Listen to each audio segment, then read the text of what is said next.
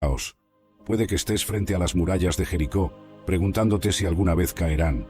O quizás ya estás al borde del Jordán, a punto de dar el paso que lo cambiará todo. Pero aquí está la verdad. No puedes saltarte ninguna etapa. No puedes ir de Gilgal al Jordán sin pasar por Betel y Jericó. Cada lugar te enseña algo esencial. Cada parada te prepara para la siguiente. Y cada lección que aprendes es un ladrillo que se quita del peso que te mantiene atado a la tierra. Elías caminó ese camino. No lo hizo en un día. No lo hizo con entusiasmo constante. Lo hizo con pasos lentos, con dudas ocasionales, con momentos de querer quedarse atrás. Pero siguió caminando. Y cada kilómetro recorrido era un kilómetro menos entre él y el momento en que el cielo lo reclamaría. Hay un objeto en esta historia que es fácil pasar por alto, pero que contiene uno de los mensajes más profundos de todo el relato: el manto de Elías. No era solo una prenda, era un símbolo de autoridad, de llamado, de identidad profética. Cuando Elías pasó y lanzó su manto sobre Eliseo, mientras éste araba, fue una declaración: tu vida ya no es tuya, has sido elegido. El manto aparece de nuevo en el momento del arrebatamiento. Cuando el carro de fuego separa a Elías de Eliseo, cuando el profeta asciende en el torbellino, el manto cae. No se va con Elías, se queda en la tierra. Y Eliseo lo recoge, sabiendo que ese pedazo de tela representa algo más grande que el hombre que lo usaba. ¿Por qué el manto se quedó? Porque Elías ya no lo necesitaba. Donde él iba, la autoridad ya no se mide con símbolos terrenales. Donde él iba, la identidad ya no se define por lo que llevas puesto, sino por lo que eres. El manto cayó porque Elías había trascendido la necesidad de señales externas de su llamado. Pero para Eliseo, ese manto era todo. Era la prueba de que lo que acababa de presenciar era real. Era la confirmación de que la doble porción que había pedido no era presunción, sino promesa. Era el puente entre el ministerio del que se fue y el ministerio del que se quedaba. Y aquí viene una de las lecciones más hermosas de toda la historia. Eliseo toma el manto, regresa al río Jordán y hace exactamente lo que vio hacer a Elías. Enrolla el manto, golpea las aguas y dice: ¿dónde está Jehová, el Dios de Elías? Y las aguas se abrieron. ¿Captaste eso? No preguntó: ¿dónde está Elías? Preguntó: ¿dónde está el Dios de Elías? Porque Eliseo entendió algo que muchos nunca entienden: que la unción no está en la persona, está en Dios. Que el poder no depende del profeta, depende de aquel que llamó al profeta. Que cuando el líder se va, Dios permanece. Esta es la verdadera doble porción. No es hacer el doble de milagros, no es tener el doble de fama. Es entender que puedes continuar lo que el que te precedió comenzó, no porque seas mejor, sino porque sirves al mismo Dios. Es recibir el manto sin tratar de ser la persona que lo usa. The truth about family in heaven. Will we know each other? Imagine this. You're standing at the funeral of a loved one, maybe a parent, a sibling, a spouse, or even a child. You hear people say things like, they're in a better place now, or one day we'll all be together again. But deep down, a question lingers in your heart. Is that really true? Will we really see our loved ones again in heaven? Will we recognize them? Will they remember us? These are some of the most personal and emotional questions we can ask. And let's be honest, it's not just curiosity. It's personal. We miss them. We long for them. The thought of never seeing them again feels unbearable. But here's the good news. The Bible doesn't leave us in the dark about this. God, in His love and wisdom, has given us real answers about what happens after death, about heaven, and about the relationships we'll have there. Now, I know there are a lot of different opinions out there. Movies, books, even personal stories of near-death experiences. Some say we become angels. Others say we won't remember anything from Earth. And some even suggest that we'll just dissolve into some kind of cosmic energy. But today, we're not here for speculation. We're here for truth. We're going straight to the Bible, the only source we can fully trust. And what we're going to discover might surprise you. Now, before we get into this, let me prepare you. Some of what the Bible says about heaven and our relationships there might challenge what you've always believed. It might even feel uncomfortable at first. But if we truly believe in God, then we have to trust that His plan for eternity is far greater than anything we could ever imagine. Are you willing to let go of assumptions and hear what God actually says? If so, you're in the right place. In this video, we're going to walk through what happens to us after we die, whether we'll recognize and remember our loved ones in heaven, what relationships will be like in eternity, the hard question, what about family members who aren't saved? How this truth should change the way we live today. So if you've ever lost someone you love, or if you just want to know what your future holds, stick with me. By the end of this, you won't have to guess anymore, because God has already given us the answers. Let's dive in. Section 1. What happens to us after death? Death is one of the few things in life that is absolutely certain, yet it remains one of the most mysterious. Every single one of us will face it, and yet most people avoid thinking about it until it's too late. But as Christians, we don't have to fear death, and we don't have to guess what happens afterward, because the Bible gives us Fuego, viento, silencio. Un hombre camina por el polvo del desierto, y el cielo lo está esperando. No hay ceremonia, no hay multitudes, solo dos figuras avanzando hacia un destino que uno de ellos conoce, pero no revela. El aire tiembla con una electricidad invisible. Algo sagrado está a punto de suceder. ¿Alguna vez te has preguntado por qué Elías nunca conoció la muerte? ¿Por qué Dios eligió romper todas las reglas naturales para llevarse a este profeta de una manera que desafía toda lógica humana? No fue un privilegio por ser perfecto, no fue un premio por ser famoso, fue algo mucho más profundo, algo que tiene que ver contigo. Hoy vas a descubrir el secreto que convirtió a Elías en el único hombre, además de Enoc, que atravesó el velo entre lo terrenal y lo eterno sin pasar por la tumba. Pero más importante aún, vas a entender que lo que le sucedió a él es una sombra de lo que Dios tiene preparado para todos los que aprenden a caminar en fuego. Porque Elías no fue arrebatado por ser un superhombre espiritual, fue transformado porque aprendió algo que la mayoría de los creyentes nunca comprende, que el fuego que atraviesas no es tu castigo, es tu carro, que el silencio de Dios no es abandono, es preparación, que cuando el cielo parece cerrado, es porque está esperando el momento perfecto para abrirse de par en par. Esta no es una historia sobre un evento misterioso del pasado, es una revelación sobre el proceso que Dios usa para preparar a aquellos que Él decidió que no pertenecen completamente a la tierra. Y si estás aquí, escuchando estas palabras, quizás es porque algo dentro de ti reconoce esa llamada.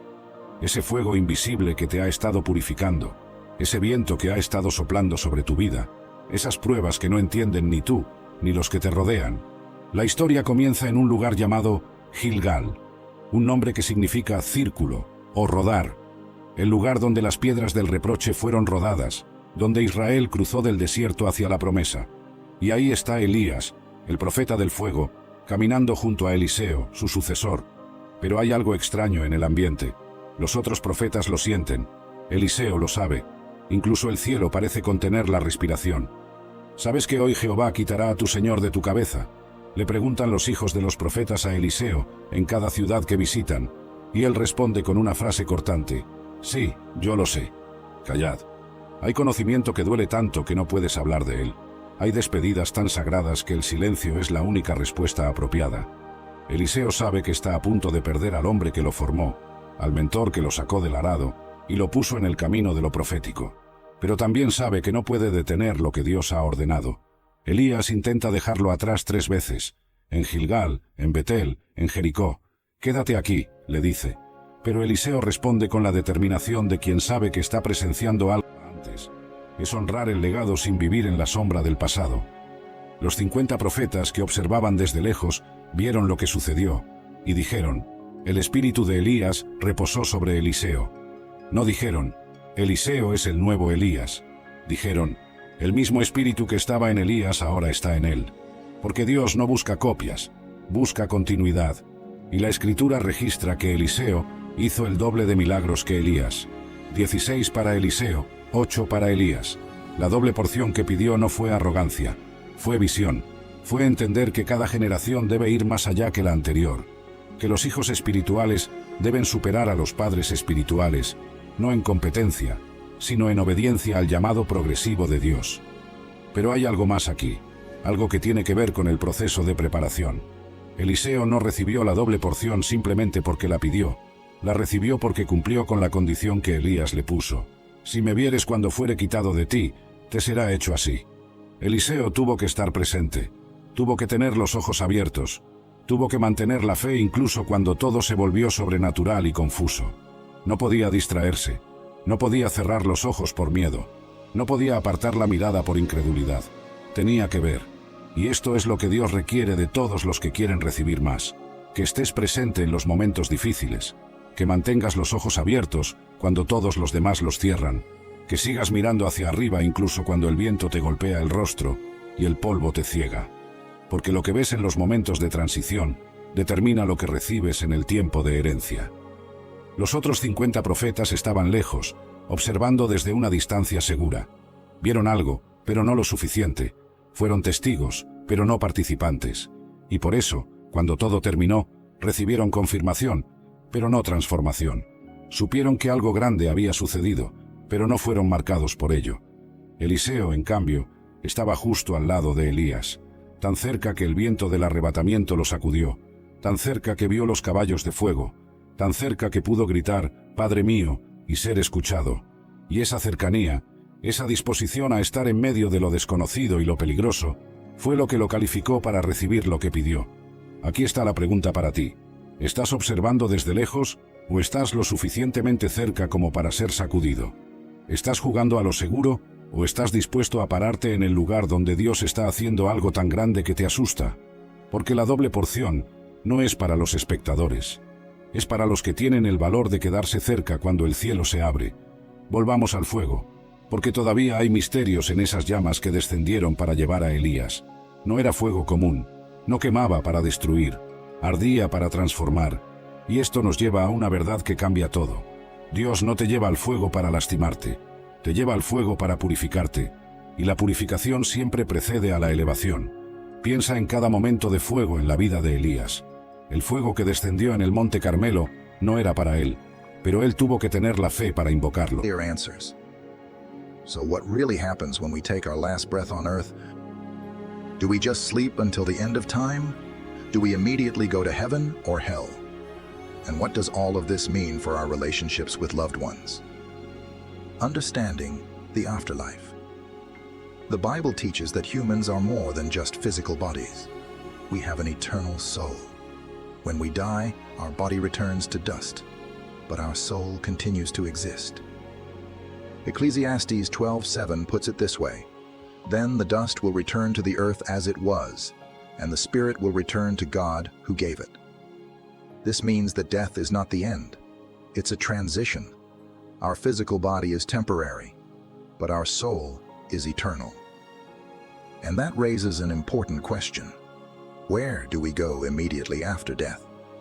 The separation of the righteous and the unrighteous. Jesus gave us a glimpse into this reality in Luke 16:19-31, where he tells the story of the rich man and Lazarus. In this story, both men die. One goes to a place of suffering, the other to a place of peace. The rich man, in torment, is fully aware of his past life and even remembers his family still on earth. This tells us something crucial. 1. We remain conscious after death. 2. We have memory and awareness of life on earth. 3. There is an immediate separation between the saved and the lost. For believers, the Bible gives us a beautiful promise. In 2 Corinthians 5:8, Paul says, "To be absent from the body is to be present with the Lord." This means that the moment a believer dies, they are instantly in the presence of Jesus. No waiting, no wandering, no soul sleep. If your loved one knew Christ, then the very second they took their last breath here, they took their first breath in heaven. For those who rejected Christ, however, their soul is separated from God, awaiting final judgment. Revelation 20:12-15 describes this terrifying moment, where those whose names are not found in the book of life are cast into the lake of fire. This is why salvation is so urgent, because eternity is real, and there are only two destinations. But what about the final resurrection? The Bible teaches that one day when Jesus returns, Our physical bodies will be resurrected and transformed into glorified, eternal bodies. 1 Corinthians 15:52-53. At that moment, body and soul will be reunited, and we will live forever in the new heaven and new earth. So, when we die, we are immediately in either heaven or hell. But the story doesn't end there. O que cambiará su destino para siempre. Vive Jehová, y vive tu alma, que no te dejaré. ¿Por qué Elías intentaba alejarlo? ¿Era una prueba de lealtad? ¿O era la advertencia de un hombre que sabía que presenciar lo que estaba a punto de suceder cambiaría a Eliseo para siempre? Porque hay encuentros con lo divino que te marcan de tal manera que nunca vuelves a ser el mismo. Hay revelaciones tan poderosas que dividen tu vida en un antes y un después. Finalmente llegan al río Jordán, el mismo río que Israel cruzó 40 años antes para entrar a la tierra prometida. El mismo río donde siglos después Juan bautizaría al Mesías, un lugar de transición, un portal entre lo viejo y lo nuevo. Y Elías toma su manto, lo enrolla y golpea las aguas. El río se abre. No es magia, no es un truco.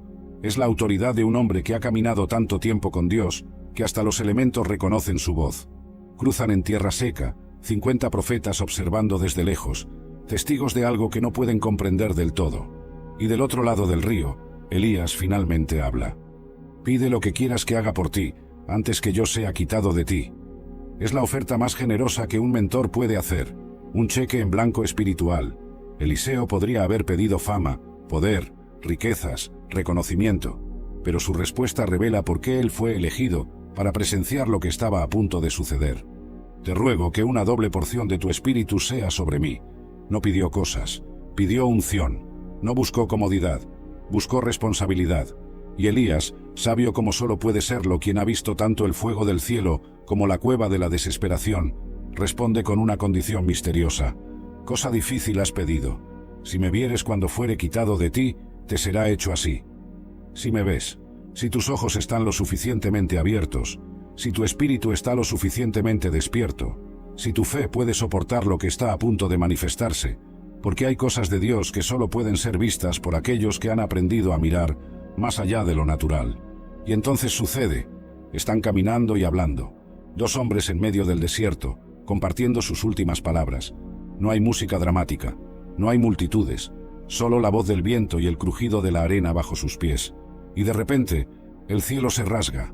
Un carro de fuego, caballos de fuego, descendiendo entre ellos como si el cielo mismo hubiera decidido tocar la tierra por un instante, y en medio del torbellino, del viento rugiente que levanta polvo y hace temblar el suelo, Elías es arrebatado. No hay agonía, no hay enfermedad, no hay tumba, simplemente se va, como si la gravedad ya no tuviera derecho sobre él, como si su cuerpo, purificado por años de fuego espiritual, finalmente alcanzara la frecuencia del cielo y fuera atraído hacia su verdadero hogar. Eliseo grita, Padre mío, carro de Israel y su gente de a caballo. Y entonces, solo silencio. El fuego del juicio de Dios sobre los profetas de Baal no lo tocó, pero cambió su destino. El fuego que consume el sacrificio también consume las dudas de los espectadores. Y cada vez que Elías vio el fuego, algo en él se alineaba más con el cielo. En la Escritura, el fuego siempre tiene un propósito doble: destruir lo impuro y revelar lo genuino. Cuando el oro pasa por el fuego, la escoria se separa y lo que queda es metal puro. Cuando el sacrificio pasa por el fuego, el humo sube como ofrenda aceptable. Y cuando un corazón pasa por el fuego de Dios, lo que arde son los miedos, las inseguridades, las dependencias falsas, las identidades prestadas. Elías fue probado por muchos tipos de fuego. El fuego de la confrontación, cuando tuvo que pararse solo contra un reino entero. El fuego de la soledad cuando huyó al desierto. El fuego del silencio cuando esperaba escuchar la voz de Dios y solo encontraba vacío. El fuego de la duda cuando pensó que había fracasado. Y en cada uno de esos fuegos algo se quemaba. Pero no era él. Era lo que no debía estar en él. El profeta Malaquías lo dijo así en el capítulo 3, versículo 2 y 3. ¿Y quién podrá soportar el tiempo de su venida? ¿O quién podrá estar en pie cuando él se manifieste? Porque él es como fuego purificador, y se sentará para afinar y limpiar la plata, porque limpiará a los hijos de Leví, los afinará como a oro y como a plata. Dios se sienta, no se apresura, observa el proceso, sabe exactamente cuánto calor aplicar y por cuánto tiempo. No está distraído. No se olvida de ti en el horno. Está afinando, está limpiando, está preparando metal precioso que pueda reflejar su gloria sin distorsión. Y aquí está el secreto que pocos entienden. El fuego que te purifica y el fuego que te lleva son el mismo fuego. El carro de fuego que descendió por Elías no era diferente en esencia del fuego que había estado trabajando en su vida durante años, solo que ahora, en lugar de descender sobre él para probar, descendía para reclamar. Cuando llegas al punto donde ya no hay nada impuro que quemar, el fuego cambia de función. Deja de ser fuego de prueba y se convierte en fuego de transporte. Deja de preguntarte, ¿resistirás? Y empieza a decirte, es hora de subir. Por eso Elías no sintió dolor cuando el fuego lo rodeó. Por eso no fue consumido, porque ya no había nada en él que el fuego necesitara consumir. Había sido tan refinado que cuando el fuego de la gloria lo envolvió, no encontró resistencia, solo reconocimiento, como si su cuerpo dijera, conozco este fuego, he estado en él antes, ahora simplemente me estoy convirtiendo en parte de él. Esta es la diferencia entre los que son... The ultimate fulfillment of God's plan is still to come. And this brings us to a big question. Will we recognize and remember our loved ones in heaven? Section 2. Will we recognize our loved ones in heaven? This is one of the most asked questions about heaven. If we make it there, will we still remember our parents, siblings, children, and spouses? Will we recognize their faces? Will we feel the same love for them that we did on earth? The Bible doesn't give us a single direct verse that says, yes, you will recognize your loved ones in heaven. However, when we look at multiple passages, the answer becomes very clear. We absolutely will. Biblical evidence of recognition in heaven.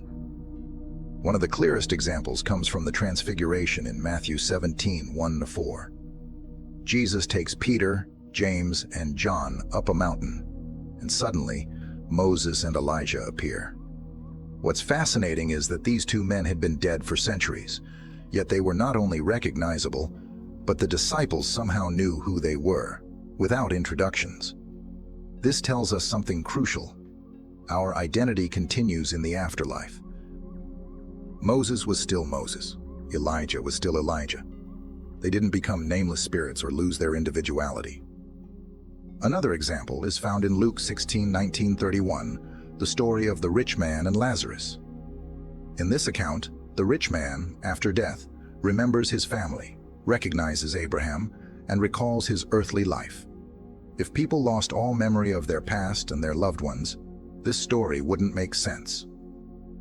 And perhaps the greatest evidence comes from Jesus himself after his resurrection. When Jesus rose from the dead, his disciples recognized him. Mary knew his voice, John 20:16. Thomas touched his wounds, John 20:27. The disciples on the road to Emmaus finally recognized him when he broke bread, Luke 24:30-31. What does this tell us? Our resurrection bodies will be different, but we will still be ourselves. Jesus wasn't a ghost. He wasn't a completely new person. He was still Jesus, only glorified. And if Jesus retained his identity after his resurrection, then so will we. The nature of relationships in heaven. So if we recognize each other, does that mean our family relationships will be exactly the same? This is where things get interesting. Jesus gives us an important clue in Matthew 22:30, where he says, "At the resurrection, people will neither marry nor be given in marriage. They will be like the angels in heaven." Some people hear this and feel sad, as if it means we won't have deep connections with our loved ones. But that's not what Jesus is saying at all. Solo el manto de Elías cayendo desde el cielo como la única evidencia física de que lo que acaba de suceder fue real. Pero detengámonos aquí, porque este no es solo un evento histórico extraño, este es un misterio codificado, una revelación envuelta en símbolos que, si los entendemos, nos cambian para siempre. ¿Por qué fuego? ¿Por qué no luz blanca y suave? Ángeles cantando, nubes doradas. ¿Por qué Dios eligió el fuego, el mismo elemento asociado con juicio y purificación, para llevar a uno de sus profetas más fieles? Porque el fuego no estaba allí para castigar a Elías, estaba allí para revelarlo, para mostrar lo que años de pruebas habían hecho con él. Verás, Elías no fue arrebatado porque era perfecto, fue transformado porque había sido probado. Recuerda su historia. Este es el hombre que enfrentó a 450 profetas de Baal en el monte Carmelo, el que oró y el fuego descendió del cielo para consumir el sacrificio, las piedras, el agua, el que declaró sequía sobre Israel y no llovió durante 3 años y 6 meses, el hombre cuya palabra tenía tanto peso que los elementos se alineaban con su voz. Pero también es el hombre que huyó aterrorizado cuando una mujer, Jezabel, amenazó su vida, el que se sentó bajo un enebro en el desierto y le pidió a Dios que lo dejara morir, el que dijo, «Basta ya, oh Jehová, quítame la vida», el que pensó que era el único fiel que quedaba, cuando Dios tenía 7000 más que no habían doblado rodilla ante Baal. Elías conoció la cumbre y el valle, el fuego del monte Carmelo y la cueva de Horeb, la victoria pública y la depresión privada, y en cada prueba, en cada fuego que atravesó, algo en él fue quemado, no su esencia, sino sus impurezas, no su llamado, sino sus miedos, no su fe, sino su dependencia de las circunstancias. El fuego que descendió ese día no era nuevo para Elías, era el mismo fuego que había estado trabajando en él durante décadas, solo que ahora ese fuego ya no venía para probar, venía para reclamar. La palabra dice en Salmo 104, versículo 4, «El que hace a los vientos sus mensajeros y a las flamas de fuego sus ministros». ¿Lo ves? El fuego no es solo un elemento, es un ministerio. Es la presencia misma de Dios manifestándose de una manera que los ojos naturales apenas pueden soportar. Cuando Moisés vio la zarza ardiendo, se acercó porque el fuego no consumía. Cuando Dios descendió en el Sinaí, el monte ardía y humeaba. Cuando los discípulos recibieron el Espíritu Santo en Pentecostés, aparecieron lenguas como de fuego sobre cada uno de ellos. El fuego siempre ha sido la firma de Dios cuando Él decide manifestarse de manera tangible. Pero hay algo más profundo aquí. El carro de fuego y los caballos de fuego no eran vehículos literales, eran representaciones simbólicas de la gloria y el poder de Dios. Eran la manera en que Eliseo, con sus ojos terrenales, pudo procesar lo que estaba sucediendo en el ámbito espiritual. Porque ¿qué es lo que realmente sucedió ese día? Dios abrió una puerta entre consumidos por el fuego y los que son transformados por él. Los que resisten el proceso del fuego son destruidos cuando la gloria se manifiesta. Los que se rinden al proceso del fuego son transformados cuando la gloria los toca. No es que el fuego cambie, es que tú cambias en tu relación con él. Y si estás en fuego ahora mismo, si sientes que todo lo que conocías está siendo consumido, si las llamas de la prueba te rodean y no encuentras forma de escapar, presta atención a esto. Ese fuego no es tu fin, es tu preparación. Ese fuego no vino a destruirte, vino a purificarte para algo que todavía no puedes ver. El oro no sabe que está siendo preparado para una corona, solo siente el calor. El incienso no sabe que su fragancia llenará el templo, solo siente que se está deshaciendo. La ofrenda no sabe que su humo subirá como adoración, solo siente el fuego. Pero Dios sabe, Dios ve, Dios está sentado, afinando, esperando el momento exacto donde pueda ver su rostro reflejado en ti sin distorsión. Y cuando ese momento llega, el mismo fuego que te probaba se convierte en el fuego que te eleva. Pero hay una dimensión más profunda de esta historia que no podemos ignorar, porque el arrebatamiento de Elías no fue solo un evento aislado en la historia de Israel. Fue una profecía viviente, una sombra de algo mucho más grande que estaba por venir, una demostración de lo que Dios hará un día con toda una generación de creyentes.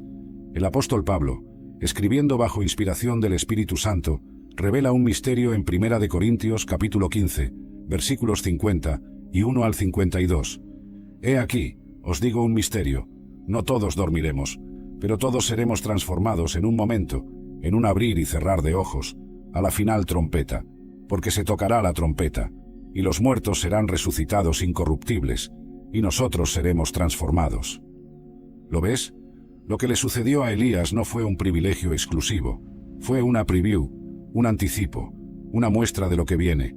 Elías demostró que es posible pasar de lo mortal a lo inmortal sin experimentar la muerte. Y si fue posible para uno, será posible para muchos. La tradición judía siempre ha creído que Elías regresaría antes de la venida del Mesías. El profeta Malaquías lo declaró en el capítulo 4, versículo 5. He aquí, yo os envío el profeta Elías antes que venga el día de Jehová, grande y terrible. Y cuando Juan el Bautista apareció en el desierto predicando arrepentimiento, muchos preguntaron, ¿eres tú Elías? Jesús mismo confirmó que Juan vino en el espíritu y el poder de Elías, pero también dejó claro que habría una manifestación futura. En el monte de la Transfiguración, cuando Moisés y Elías aparecieron conversando con Jesús, los discípulos vieron algo extraordinario: dos hombres que representaban la ley y los profetas, pero también dos formas diferentes de trascender la muerte. Moisés murió y fue enterrado por Dios mismo, pero su cuerpo no vio corrupción. Elías nunca murió.